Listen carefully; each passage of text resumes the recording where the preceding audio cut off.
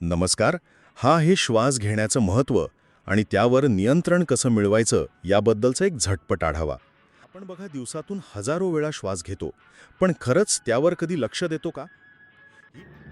श्वसन ही सर्वात साधी आणि सर्वात महान अशी शक्तिशाली प्रक्रिया आहे, ज्याच्यामुळे आपलं आरोग्य, मन, झोप आणि आयुष्य ठरते. योग्य पद्धत काय? अगदी सोपी आहे. नेहमी नाकाने श्वास घ्या, कारण हवा फिल्टर होते.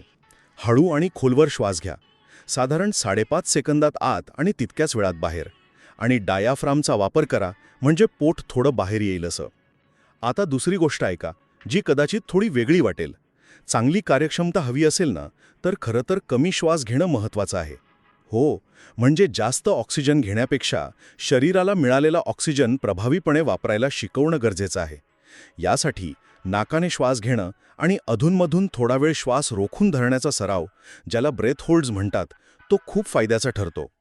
याने तुमचा स्टॅमिना म्हणजे दमसास आणि एकाग्रता दोन्ही वाढतात.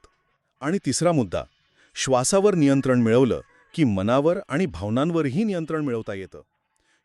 भीती कमी होते. श्वास आणि ध्यान एकत्र केलं की मन एकदम शांत आणि स्थिर होतं.